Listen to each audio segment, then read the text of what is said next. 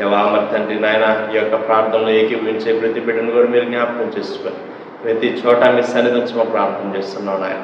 ఎవరైతే నాయన ప్రభా చూస్తున్నారో, ఎవరైతే ఏకీభవిస్తున్నారో ప్రతి ఒక్కరిని కూడా మీరు బలపరచండి, ఆశీర్వదించమని ప్రార్థన చేస్తున్నాం. సమయం అంతటి కూడా మా కొరకు మీరే దీవించమని యేసు క్రీస్తు వారి అతి పరిశుద్ధమైన నామములో స్తుతించి ప్రార్థన చేసి అడిగి వేడుకుంటున్నాం పరలోకపు తండ్రి. ఆమేన్. పాట పాడి దేవుని నామాన్ని మనం పడదాం. మన షారోన్ ఆత్మీయ గీతాల్లో నుంచి 8వ పాట పాడుకుందాం.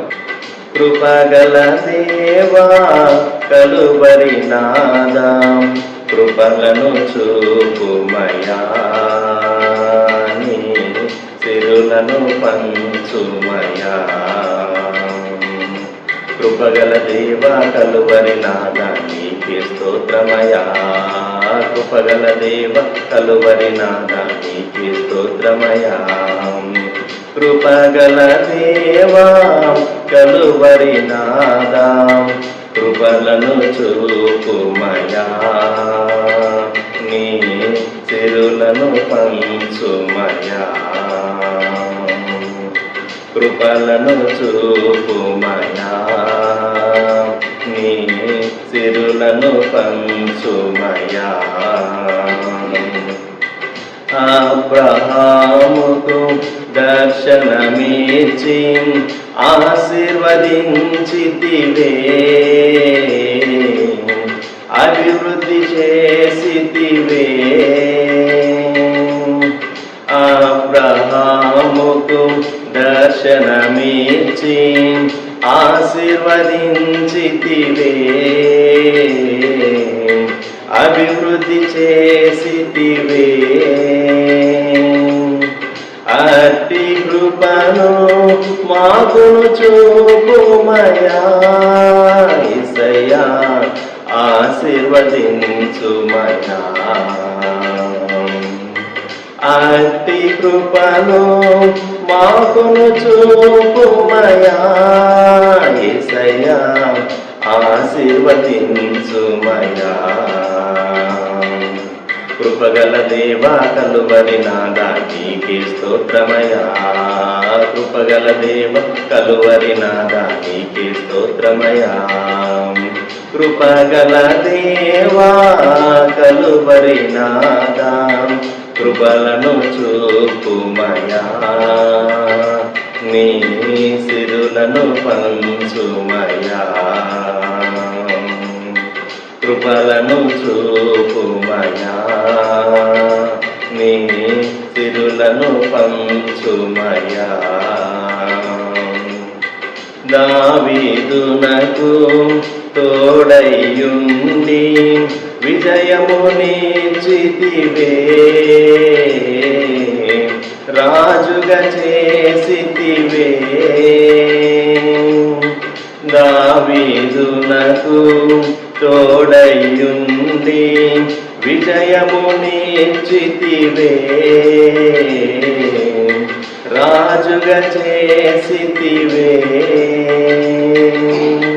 అట్టి దయను మాకను గ్రహించుమయా, యేసయ్యా తోడుగా నుండుమయా.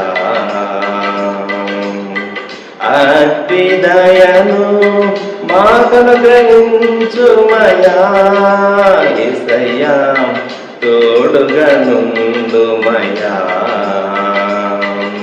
కృపగల దేవా కలువరి నాదా నీకే స్తోత్రమయా. కృపగల దేవ కలువరి నాదా నీకే స్తోత్రమయా. కృపగల దేవా కలువరి నాదా కృపలను చూపుమయా, నీ సిరులను పంచుమయా. కృపలను చూపుమయా, నీ సిరులను పంచుమయా.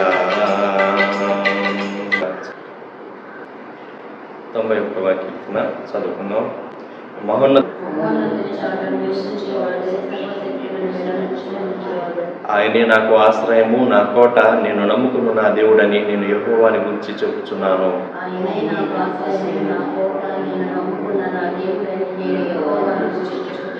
వేటకాని ఊరిలో నుండి ఆయన నిన్ను విడిపించును, నాశనకరమైన తెగులు రాకుండా నిన్ను రక్షించును.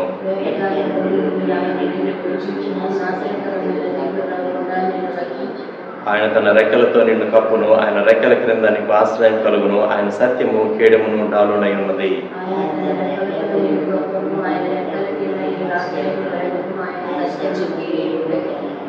రాత్రి వేళ కలుగు భయమునకైనను, పగటి వేళ ఎగురు బాణమునకైనను, చీకటిలో సంచరించు తెగులునకైనను, మధ్యాహ్నమందు పాడు చేయు రోగమునకైనను నీవు భయపడుకుందువు.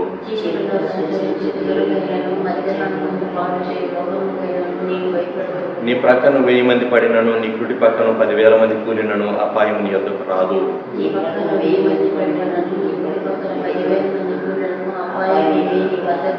నీవు కన్నులారా చూచుచుండగా భక్తిహీనులకు ప్రతిఫలం కలుగును.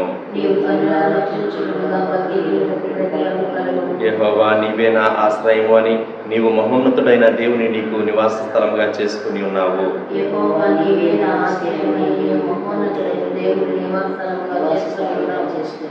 నీకు అపాయమేమీ రాదు, ఏ తెగులు నీ గుడారము సమీపించదు. నీ మార్గములన్నింటిలో నిన్ను కాపాడుటకు ఆయన నిన్ను గూర్చి తన దూతలకు ఆజ్ఞాపించును.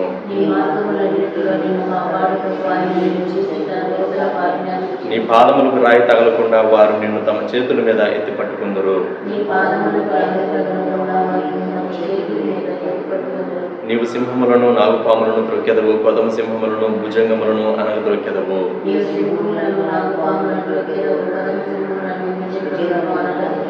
అతడు నన్ను ప్రేమించుచున్నాడు గనుక నేను అతన్ని తప్పించదను, అతడు నా నామము ఎరిగిన వాడు గనుక నేను అతని గణపరచదను.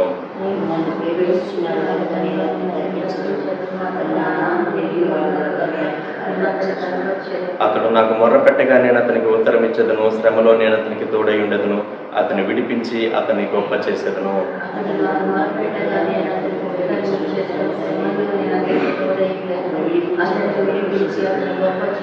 దీర్ఘాయువు చేత అతనిని తృప్తిపరచదను, నా రక్షణ అతనికి చూపించదను.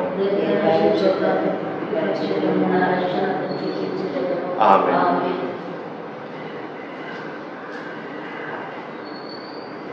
కీర్తనల గ్రంథం 41వ కీర్తన, సామ్ 41. బీదలను కటాక్షించువాడు ధన్యుడు, ఆపత్కాలమందు యెహోవా వాని తప్పించు. యెహోవా వాని కాపాడి బ్రతికించు. భూమి మీద వాడు ధన్యుడకు. వాని శత్రువుల ఇచ్ఛకు నీవు వాని అప్పగింపు. రోగశయ్య మీద యెహోవా వాన్ని ఆదరించును. రోగం కలుగగా నీవే వారిని స్వస్థపరచు. యెహోవా నీ దృష్టి ఎదుట నేను పాపం చేసి ఉన్నాను, నన్ను కరుణింపుము, నా ప్రాణమును స్వస్థపరచుము అని మనవి చేసి ఉన్నాను. అయితే నా శత్రువులు నా విషయమై చెడ్డ మాట్లాడుతున్నారు. వాడు ఎప్పుడు చచ్చును, వాని పేరు ఎప్పుడు మాసిపోవును అని చెప్పుకుంటున్నారు. ఒకడు నన్ను చూడవచ్చిన ఎడల వాడు అబద్ధమాడు, వాని హృదయము పాపము పోగు చేసుకొనుచున్నాడు. వాడు బయలు వెళ్ళి వీధిలో దాన్ని పలుకుతున్నాడు. నన్ను ద్వేషించు వారందరూ కూడి నా మీద గుసగుసలాడుతున్నారు. నశింప చేయవలనని వారు నాకు కీడు చేయ ఆలోచించుతున్నారు. కుదురని రోగము వానికి సంభవించున్నది, వాడు ఈ పడక విడిచి తిరిగి లేవడని చెప్పుకుంటున్నారు. నేను నమ్ముకున్న నా విహితుడు నా ఇంట భోజనం చేసిన వాడు నన్ను తొనటుకై తన మడిమనెత్తాను. యెహోవా నన్ను కరుణించి లేవనెత్తాను. అప్పుడు నేను వారికి ప్రతీకారము చేసేదాను. నా శత్రువు నా మీద ఉల్లసింపక ఉండుట చూడగా నేను నీకు ఇష్టుడని తెలియనాయను.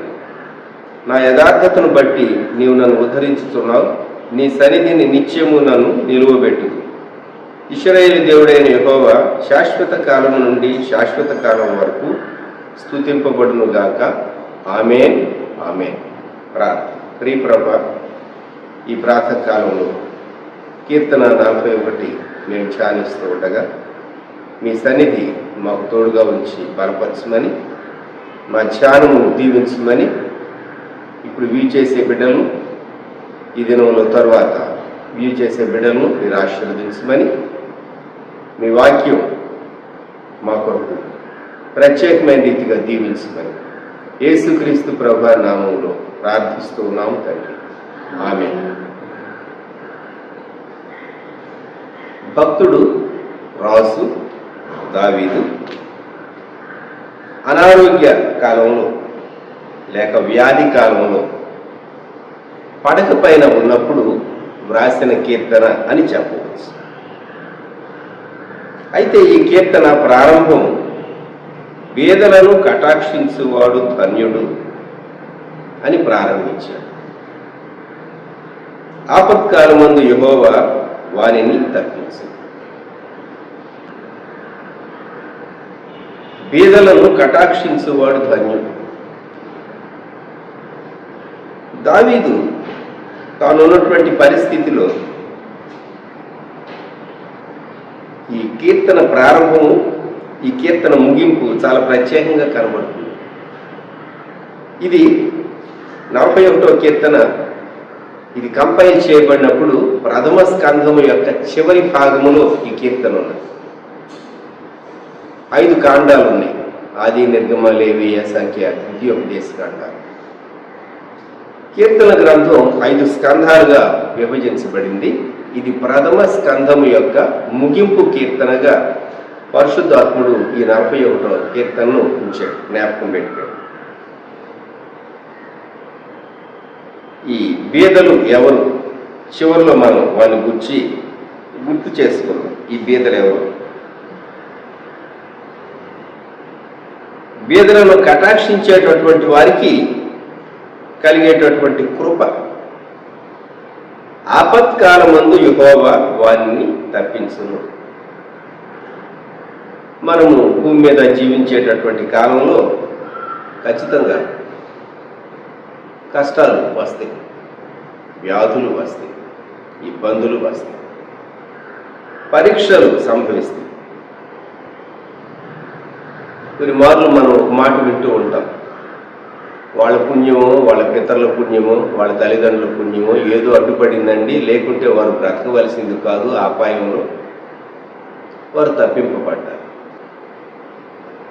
ఆపత్కాలమందు యెహోవా వారిని తప్పించు. అప్పుడప్పుడు మీరు న్యూస్ పేపర్లో బోరుబావిలో పడిపోయినటువంటి పిల్లల గురించి న్యూస్ ఛానల్స్ ఆపత్కాలం వస్తుంది, కాదని చెప్పం. ఆపత్కాలం వస్తుంది. ఆపత్కాలంలో తప్పించబడాలని మనం కోరుకోవాలి. అధికారులైనటువంటి వాళ్ళు వారు చేయగలిగింది చేయాలి ఆపత్కాలాల్లో. అయితే దేవుడు తప్పించడం అనేది ఒకటి.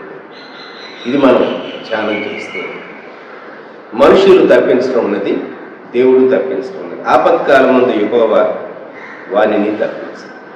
దేవుడు కాపాడవలసినటువంటిది ఖచ్చితంగా మనిషి అర్థం చేసుకోవాలి. దేవుని కాపుదల మనిషి అర్థం చేసుకోవాలి. 2వ వచనం 41వ కీర్తన, యెహోవా వారిని కాపాడి బ్రతికించును. భూమి మీద వాడు ధన్యుడు. దేవుని కాపుదల ఈ దినం వరకు సజీవులుగా ఉన్నటువంటి మనం ఈ 41వ కీర్తన 3వ వచనం, ఎవరైతే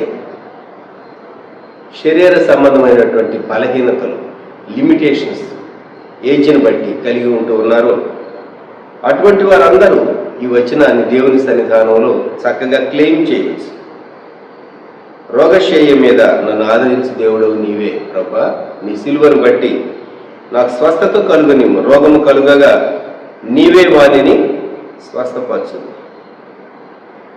ఇక్కడ 4వ వచనంలో తన యొక్క బలహీనతను, తన పాపాన్ని ఒప్పుకుంటూ ఉన్నాడు. యెహోవా, నీ దృష్టి ఎదుట నేను పాపము చేసి ఉన్నాను, నన్ను కరుణింపుము, నా ప్రాణమును స్వస్థపరచుము అని మనవి చేసి ఉన్నాను. సహజంగా కలిగేటటువంటి వ్యాధులకు మనము ఆరోగ్య సూత్రాలు బ్రేక్ చేయటం కారణమవుతుంది. అనేక నియమాలను మనం పాటించనందువలన దేహం యొక్క ఆరోగ్యం మనం పోగొట్టుకుంటూ ఉంటాం. ఆహార విషయంలో, విశ్రాంతి విషయాల్లో, పని విషయాల్లో, వర్క్ ఎక్సర్సైజ్ విషయాల్లో దేవుడు మనకు అనుగ్రహించినటువంటి ఈ దేహాన్ని మనము సరైన రీతిగా ఉంచకపోవడం. ఈ రోజుల్లో స్కూళ్ళలో కానివ్వండి, కాలేజెస్లో కానివ్వండి, పర్యావరణాన్ని గురించి కంపల్సరీ సబ్జెక్ట్ పెట్టారు. కానీ పర్యావరణం ఎలా కాపాడుకోవాలో, ప్రతి వ్యక్తి తన దేహం యొక్క ఆరోగ్యాన్ని కాపాడుకోవటానికి ఏం చేయాలో అది కూడా ఒక కంపల్సరీ పేపర్ పెడితే మంచిదేమో విద్యావేత్తలంతా. ఏ వయసులో ఉన్నటువంటి వారు ఏ విధాలైనటువంటి వ్యాధులు సంభవించేటటువంటి అవకాశం ఉన్నది, ఎలా కాపాడుకోవాలి, సామాన్యునికి కూడా అర్థమయ్యే రీతిగా మనం మెడికల్ నాలెడ్జ్ లేనటువంటి వారమైనప్పటికీ ఒక కామన్ మ్యాన్కి అర్థమయ్యేటట్టు ఒక compulsory paper, environmental science compulsory paper. చాలామంది స్టూడెంట్స్ మీకు తెలుసు అనుకుంటారు, విద్యార్థులుగా ఉన్నటువంటి దేహం యొక్క ఆరోగ్యాన్ని ఎలాగూ కాపాడుకోవాలి. ఇప్పుడు శరీరం యొక్క ఆరోగ్యం నుండి ఆత్మ యొక్క ఆరోగ్యాన్ని గురించి మనం మాట్లాడుకుందాం. యెహోవా నీ దృష్టి ఎదుట నేను పాపం చేశాను. మనిషి చేసేటటువంటి తప్పు తన మనస్సును గుచ్చుతుంది. అంతేకాదు దేవుని ఎదుట అది దోషం, పాపం. కాబట్టి పాపం యొక్క శిక్ష మనిషి అనుభవించవలసి వస్తూ ఉంటుంది. ఇక్కడ మనవి చేస్తూ ఉన్నాడు, నన్ను కరుణింపుము, నా ప్రాణమును స్వస్థపరచుము అని మనవి చేస్తున్నాడు. దావీదు దేవుని ఎదుట కన్ఫెస్ చేస్తూ ఉన్నాడు, దేవా నన్ను స్వస్థపరచు, నా పాపాన్ని క్షమించు, నా పాపాన్ని క్షమించు. చాలా సింపుల్గా మనిషి నా పాపాన్ని క్షమించంటూ ఉంటాడు. కానీ ఫలానా పాపం, ఫలానా పాపం, ఫలానా పాపం అని దేవుని సన్నిధానంలో చక్కగా విడమర్చి తన మనస్సును తన ఆత్మను శుద్ధి చేసుకుంటే ఎంత మంచిదండి. 5వ వచనం, అయితే నా శత్రువులు నా విషయమై చెడ్డ మాట్లాడుతున్నారు, వాడు ఎప్పుడు చచ్చును, వాని పేరు ఎప్పుడు మాసిపోవును అని చెప్పుకొనిస్తున్నారు. దావీదు అంటే గిట్టనటువంటి వారు కొందరు ఉన్నారు. వారు ఏమనుకుంటూ ఉన్నారో కూడా దావీదు యొక్క నోటీస్కు వచ్చింది. నీవంటే కూడా గిట్టనటువంటి వాళ్ళు నీ బంధువుల్లో కొందరు ఉండొచ్చు, నీ స్నేహితులు అని చెప్పుకునేటటువంటి వారిలో కొందరు ఉండొచ్చు, కొన్నిసార్లు నీ ఇరుగు పొరుగు వారిలో కూడా కొందరు ఉంటారు. ముఖం మీదేమో నవ్వు, హృదయంలోనేమో పట్టజాలనంత పగ, ద్వేషం మనుషులు కలిగి ఉంటారు. ఇది మనిషి యొక్క భయంకరమైన చెడిపోయినటువంటి స్వభావము. జ్ఞాపకం పెట్టుకుందాం, మానవుని హృదయం చాలా భయంకరమైనది, ఘోరమైనటువంటి వ్యాధి కలిగింది. మనిషి ఎంత నటిస్తాడో. దావీదు యొక్క శత్రువులు చెడ్డ మాటలు అనుకుంటూ ఉన్నారట. ఏమని? వాడు ఎప్పుడు చచ్చును, వాని పేరు ఎప్పుడు మాసిపోవునని చెప్పుకుంటున్నారు. ఒక వ్యక్తిని గురించి చెడుగా మాట్లాడుకుంటే తప్ప వీరికి తృప్తి ఉండదు. ఇతరుల పైన ఏదో బురద చల్లితే తప్ప వీరికి నెమ్మది ఉండదు. కొందరు అటువంటి భయంకరమైనటువంటి మనస్తత్వం కలిగి ఉంటారు. ఇండియా దేశస్థులమైన మనం గర్వించడానికి కాదు కానీ సిగ్గుపాటవలసినటువంటి ఒక మాట చెప్తాను నేను. ఊరోళ్ళందరి సంగతులు మనకు కావాలి. వెస్ట్లో ఉండేటటువంటి వాళ్ళు వాళ్ళ విషయాలే వాళ్ళు పట్టించుకుంటారు, మిగిలినటువంటి వారిని గురించి వారు మాట్లాడారు.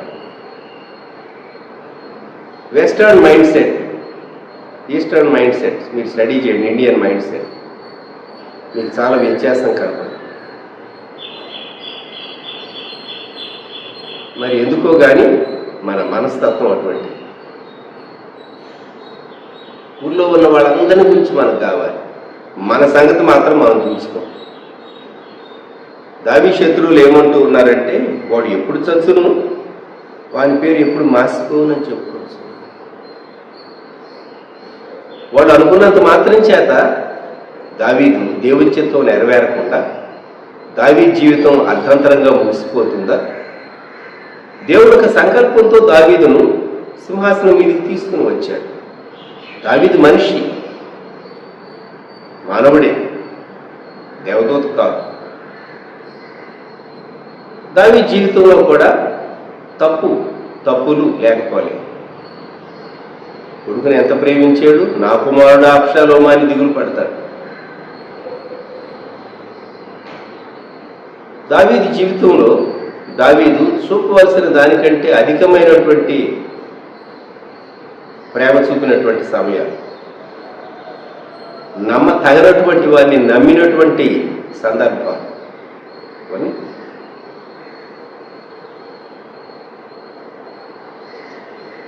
మెఫీబోషెతును గూర్చి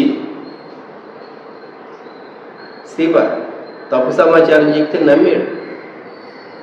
చూచారు, దావీదు జీవితాన్ని స్టడీ చేసినప్పుడు మనకు కొన్ని విషయాలు అర్థమవుతూ ఉంటుంది. దావీదు మనిషి, he has got his own limitations. అలాగని దావీదు విషయం శత్రువుల యొక్క కోరిక నెరవేర్చబడటానికి దేవుడు ఎలవ్ చేస్తాడా? 6వ వచనం, ఒకడు నన్ను చూడవచ్చిన ఎడల వాడు అబద్ధమాడు, వాడి హృదయం పాపమును పోగు చేసుకున్నది, వాడు బయలువెళ్ళి వీధిలో దాన్ని పలుకుతున్నాడు. దావీదు సిగ్గా ఉన్నాడని తెలిసి దావీదు చూడటానికి కొందరు వచ్చి మాట్లాడి వెళ్ళిపోయిన తర్వాత వారు ఏమని మాట్లాడుతూ ఉన్నారు తనకు వ్యతిరేకంగా 6వ వచనంలో చెప్తూ ఉన్నారు, వాని హృదయము పాపమును పోగు చేసుకున్నది, వాడు బయలు వెళ్ళి వీధిలో దాన్ని పలుకుతున్నాడు. దావీదుకు బాగలేదు అని తెలిసినప్పుడు పరిగెత్తుకుంటూ వచ్చారు. సహాయం చేయటానికి, దావీదు కొరకు ప్రార్థన చేయటానికి కాదండి. ఎంత బాగాలేదో చూచి మనసులో సంతోషించి పేదవుల మీద కపట విచారాన్ని కనుపరచడానికి వచ్చారు. దావీదు కాలంలోనూ ఉన్నారు అటువంటి వారు, ఈ దినాల్లోనూ ఉన్నారు అటువంటి వారు. గుర్తుంచుకుందాం, ఇటువంటి ప్రజల మధ్య మనం ఉన్నాం. 7వ వచనం, నన్ను ద్వేషించు వారందరూ కూడి నా మీద గుసగుసలాడుతున్నారు. కనుక ఒక వ్యక్తి కాదు, అనేకులు నన్ను ద్వేషించు వారు అందరూ. 7వ వచనంలోనే 2వ భాగం, నశింప చేయవలనని వారు నాకు కీడు చేయ ఆలోచించుతున్నారు. ఎంత విచారకరం!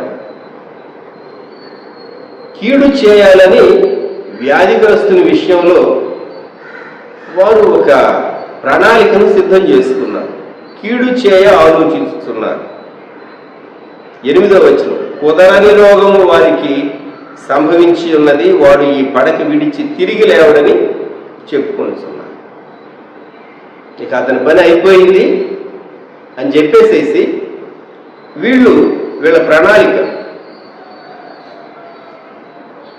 దాని ముందుకు కొనసాగించుకోవటానికి ప్లాన్ చేసుకుంటున్నారట దావీదు శత్రువులు.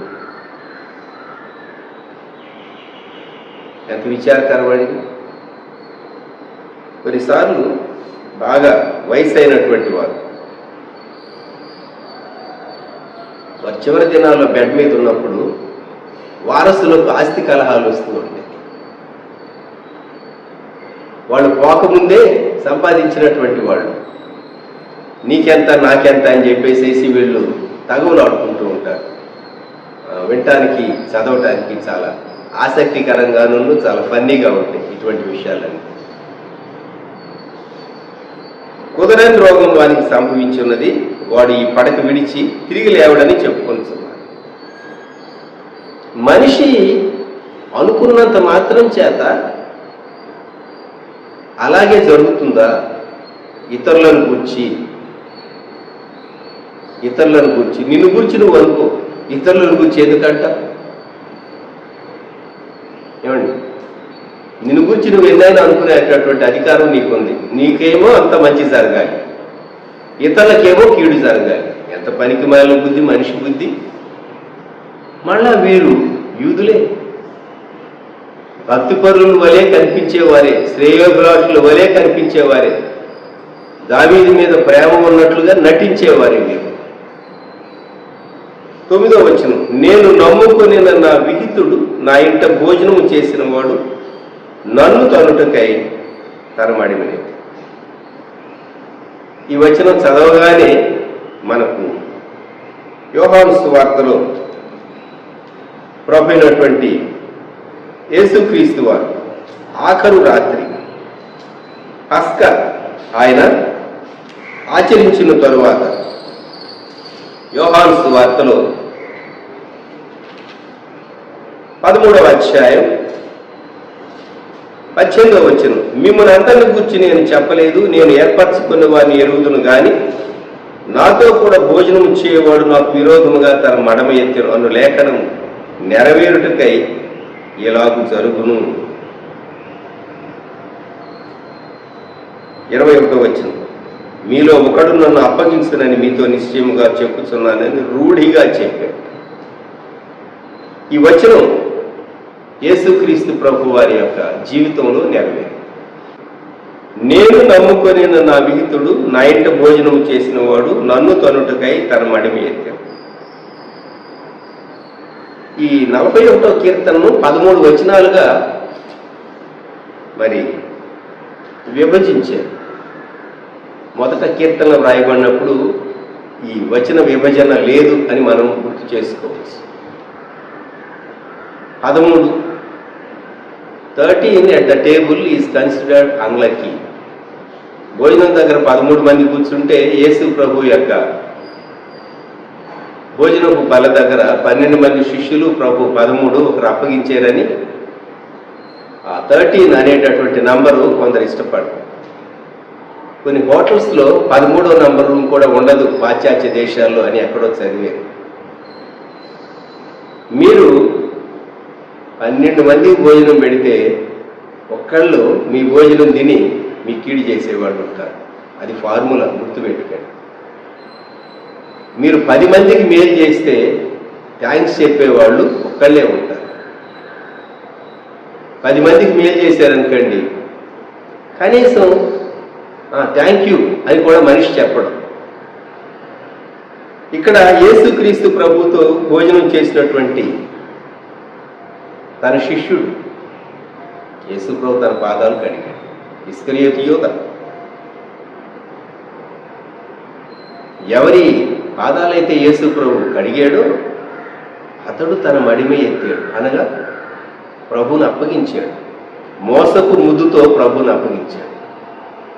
ఎంత భయంకరమైన, నేను నమ్ముకొని నా విహితుడు నా ఇంట భోజనము చేసిన వాడు. నీతో చక్కగానే విందులో పాలు పొందేవారు, నీ ముందు చాలా వినయాన్ని నటించేటటువంటి వాళ్ళు మనుషులు. నటనలో చాలామంది వారు నట సార్వభౌములు అని వాళ్ళకి బిరుదు ఇవ్వచ్చు.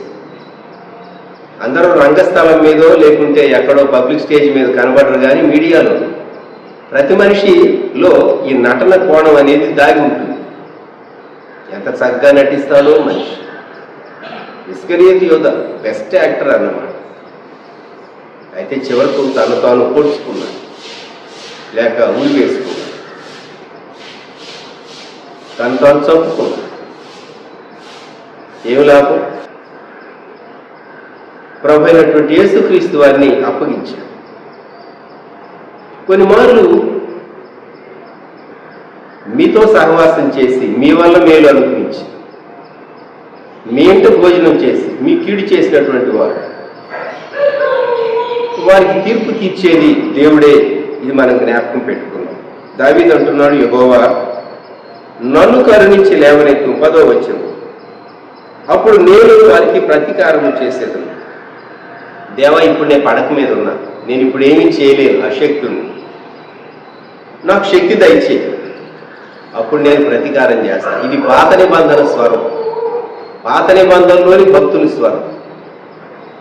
శిలువకు యువతల ఉన్నటువంటి విశ్వాసి యొక్క స్వరం ఇలా ఉండదు. ఎందుకంటే ప్రతీకారం, ప్రతిఫలం ఇవ్వటం అది దేవునికి అప్పగించాలి. అంతేగాని వారికి కీడు కలగాలని కూడా మనం కోరుకోకూడదు. ఒక పర్యాయం ఒక సేవకుడు ఒక ప్రార్థన చేశాడు. తన ఎదురుగా ఉన్నటువంటి ఒక అన్యుడు చాలా ఇబ్బంది పెడుతూ ఉన్నాడు, తను చాలా ట్రబుల్ చేస్తూ ఉన్నాడు. తన మనస్సు పైన దాడి చేసే రీతిగా ఆ వాతావరణం అంతటినీ కలుషితం చేస్తూ ఉన్నాడు. చూసి చూసి చూసి పట్టలేక ఈ సేవకుడు ఏమని ప్రార్థన చేశాడంటే, దేవా, ఇతడు నా మనసు మీద దాడి చేస్తూ ఉన్నాడు, నా మనసును అపవిత్రపరచడానికి ఏదేదో వినబడేటట్లు అతనికి జ్వరం వచ్చేటట్టు చేయని ప్రార్థన చేశాడు. బాగుంది కదా? ఇంక పెద్ద రోగమే ఇంకా అనలేదు, జ్వరం వచ్చి. తీరా జ్వరం ఎవరికి వచ్చిందంటే ప్రార్థన చేసిన ఆయనకి వచ్చింది. అర్థం కాలేదు ఇతనికి. ఏం దేవా, అతనికి గొప్ప కీడు కలగాలని కూడా నేను అడగలేదు కదా నిన్ను, జ్వరం మాత్రం రప్పించమని అతని కోసం నేను నిన్ను అడిగితే నువ్వు నాకెందుకు జ్వరం రప్పించేవని దేవుని సన్నిధిలో కనిపెట్టాడు. అప్పుడు దేవుడు చెప్పాడు, నా కుమారుడు భూమి మీద ఉన్నప్పుడు ఏ మాదిరి కనుబరిచాడో అలాగూ క్షమించడమే కానీ నీ బాధ్యత ఆ వ్యక్తికి స్వల్ప అనారోగ్యమైన గొప్ప అనారోగ్యం కాకపోవచ్చు, కలగాలని ప్రార్థన చేయటం అది నా కుమారుని యొక్క పోలిక కాదు, అంటే యేసు ప్రభు యొక్క పోలిక కాదు అని చెప్పినప్పుడు ఆ వ్యక్తి సిగ్గుపడ్డాడు. అవును ప్రభు, తప్పు, క్షమించు క్షమించు అని దేవుని దగ్గర తన దోషం ఒప్పుకున్నాడు. మనం కొన్ని మార్లు ఏమనుకుంటామంటే, నేను ప్రతీకారం చేస్తాను, నేను రిటాలియేట్ చేస్తా అనుకుంటాం. రిటాలియేషన్ మన పని కాదు, దేవుని బిడ్డల పని కాదు. ప్రతీకారం తెచ్చడం అది దేవుని వశంలో ఉంది, దేవుడే. 11వ వచనం, నా శత్రువు నా మీద ఉల్లసింపక ఉండుట చూడగా నేను నీకు ఇష్టడునని తెలియనాయను. శత్రువు అనుకున్నాడు కానీ శత్రువు యొక్క కోరిక నెరవేరలేదు. శత్రువు యొక్క కోరిక నెరవేరలేదు కనుక ఇప్పుడు అంటూ ఉన్నాడు, దేవా, నీవు నా యందు ప్రేమ కలిగి ఉన్నావు, నీవు నా పైన ఇష్టాన్ని కలిగి ఉన్నావు, కాబట్టి నేను నీ యందు సంతోషిస్తాను, ఉల్లసిస్తాను, స్తుతిస్తాను, పాడతాను అంటూ ఉన్నాడు. నా శత్రువు నా మీద ఉల్లసింపకుండా చూడగా నేను నీకు ఇష్టడనని తెలియనాయి. ఇక శత్రువు సంతోషించలేడు కాబట్టి నేను నిన్ను బట్టి సంతోషిస్తాను, నేను నీకు ఇష్టడును. 12వ వచనం, నా యథార్థతను బట్టి నీవు నన్ను ఉద్ధరించుచున్నావు, నీ సన్నిధిని నిత్యము నన్ను నిలువబెట్టుదువు. నా యథార్థత. దేవుడు ఒక వ్యక్తి పైన ఏదైనా కష్టం పంపించినప్పుడు హిజ్కియా, యెహోవా యథార్థ హృదయుడనై నీ సన్నిధిలో నా భక్తుడైన యోబును చూచావా, అతను యథార్థవర్తనుడు, యథార్థత, సిన్సియరిటీ, దేవుని ఎదుట అంగీకరింపదగినటువంటి గొప్ప సుగుణం. దీని అభ్యాసం చేసుకోవాలి ప్రతి విశ్వాసి. మాటలో, క్రియలో యథార్థత, కపటము లేని జీవితం, మోసపు మాటలు లేనటువంటి జీవితం, యథార్థత. నా యథార్థతను బట్టి నీవు నన్ను ఉద్ధరించుచున్నావు, నీ సన్నిధిని నిత్యము నన్ను నిలువబెట్టుదువు. దేవుని సన్నిధానంలో ఎవరైతే దేవుని వాక్యాన్ని ధ్యానం చేస్తూ, దేవునికి ప్రార్థన చేస్తూ, దేవుని వాక్యంతో తమ మనసును నింపుకుని దేవుని ఆత్మతో తమను తాము బలపరుచుకుంటారో వారు నిలువబడి ఉంటారు. వారు పడిపోరుస్తున్నా, వారు పడిపోయినా వారు తిరిగి లేస్తారు. దేవుడు వారిని నిలువ పెడతాడు. 13వ వచనంలో, ఇశ్రాయేలు దేవుడైన యెహోవా శాశ్వత కాలము నుండి శాశ్వత కాలం వరకు స్తుతింపబడును గాక. ఆమేన్, ఆమేన్. శాశ్వత కాలం, eternity, from eternity to eternity. మొదటి శాశ్వత కాలమేమో ఆయన ఒక్కడే ఉన్నాడు, అనాది దేవుడు. రెండవ శాశ్వత కాలం వచ్చేసరికి నిత్యత్వం ప్రారంభమయ్యేటప్పుడు ధవళ సింహాసన తీర్పు తర్వాత నూతన ఆకాశం, నూతన భూమి, దేవుడు, దేవదూతలు, అలాగే భక్తులందరూ కనబడతారు. ఇది రెండవ శాశ్వత కాలం. ఈ ఇటర్నిటీ రెండవ ఇటర్నిటీ. శాశ్వత కాలం మొదటిది, దేవుడు ఒక్కడే ఉన్నాడు, అనాదిలో ఉన్నాడు, ఆయనే ఉన్నాడు, సృష్టింపబడింది ఏదీ లేదు, ఆయన అనాదిలో ఉన్నటువంటి దేవుడు. శాశ్వత కాలం నుండి శాశ్వత కాలం వరకు దేవుడు స్తుతింపబడును గాక. ఆమేన్, ఆమేన్. 2 మార్లు ఆమేన్ అని చెప్పబడింది. అలాగూ జరుగునుగా మన హృదయాల్లో దేవునికి స్తుతి కలుగును గాక.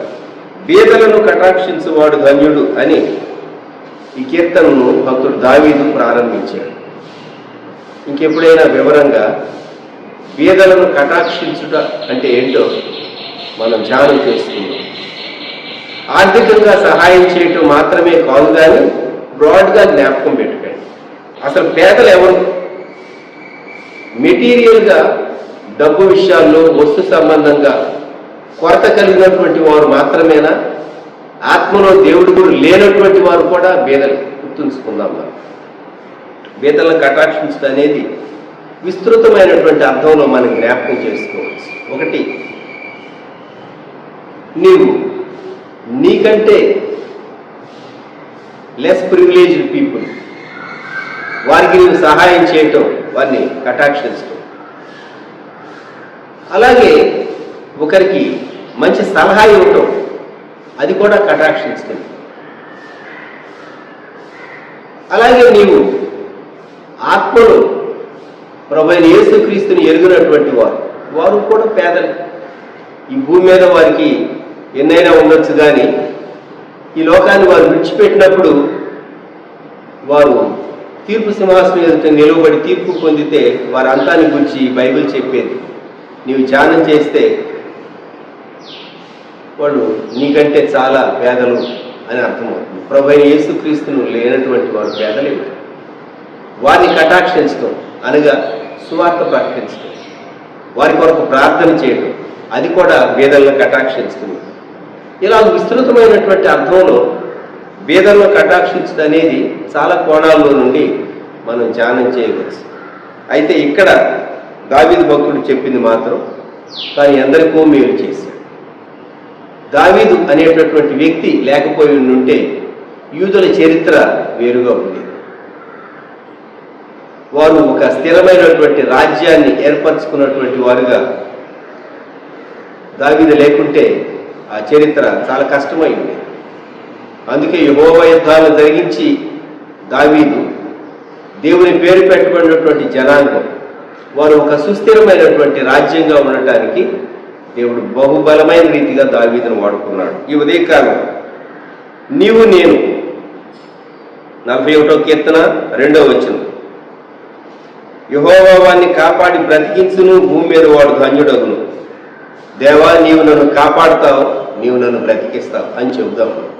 క్రీస్తు ప్రభు ఆయన సిలువను బట్టి, ఆయన రక్తమును బట్టి మనకు స్వస్థత, మనకు క్షేమము, పాప క్షమాపణ, రక్షణ, విమోచన, దీర్ఘాయుష్ను దేవుడు మనకు అనుగ్రహించేటటువంటి దేవుడు. శాశ్వత కాలం నుండి శాశ్వత కాలం వరకు ఇశ్రాయేలు దేవుడైన యెహోవా స్తుతింపబడును గాక. ఆమేన్. ప్రార్థన. ప్రేమగల మా ప్రభువా, పరిశుద్ధ తండ్రి, మీకు వందనములు, స్తుతులు చెల్లిస్తూ ఉన్నాం. ఈ ఉదయకాలం మీ సన్నిధానంలో దేవా మిమ్ములను ఆరాధిస్తూ ఉన్నాం, స్తుతిస్తూ ఉన్నాం, ఘనపరుస్తూ ఉన్నాం, హెచ్చిస్తూ ఉన్నాం. మీ మంచితనం అంతటినీ జ్ఞాపకం చేసుకుని మీకు వందనాలు చెల్లిస్తున్నాం. మేము క్షేమంగా ఉన్నాము అంటే అది నీ మహాకృప. దావీదు భక్తుడు వ్యాధితో బెడ్ మీద తాను ఉన్నప్పుడు శత్రువుల యొక్క ఇచ్చ నెరవేర్చబడక నీవే దావీదుకు ఆరోగ్యం ఇచ్చి, క్షేమం ఇచ్చి, దీర్ఘాయుష్ ఇచ్చి దీవించేవు, బలపరిచావు. దావీదు ఒప్పుకున్నట్టుగా మా దోషాలను, అతిక్రమాలను ఒప్పుకుంటూ ఆత్మను, మనసును శుద్ధి చేసుకుంటూ మీ కృపను సమృద్ధిగా అనుభవిస్తూ మేము ప్రతీకారం తీర్చుకొనము అని జ్ఞాపకం చేసుకుంటూ, మేమంటే గిట్టనటువంటి వారు మమ్ములను గుర్చి వారు ఎలా తలంచిన మా కీడు చూడాలని వారు ఆశించిన వారి ఇచ్చేకు మమ్మల్ని అప్పగింపనటువంటి మంచి దేవుడు గనుక స్తోత్రాలు. దేవా, మీకు వందనములు చెల్లిస్తున్నాం. మీ చిత్తాన్ని సంపూర్ణంగా నెరవేర్చుటకు దావీదును బలపరిచినటువంటి దేవుడు భూమి మీద మీ చిత్తాన్ని జరిగించడానికి మాకు ఆయుష్కాలము, ఆరోగ్యం, క్షేమమును అనుగ్రహించండి. మమ్మలను, మా కుటుంబాలు మీకు అప్పగించుకుంటూ యేసుక్రీస్తు ప్రభువు శ్రేష్టమైన నామంలో ప్రార్థించి స్తుతించి వేడుచున్నాము తండ్రి. ఆమేన్. మన ప్రభువైన యేసుక్రీస్తు వారి కృప, దేవుని ప్రేమ, పరిశుద్ధాత్మని అన్యోన్య సహవాసం సదాకాలం మనకు తోడై ఉండును గాక. ఆమేన్.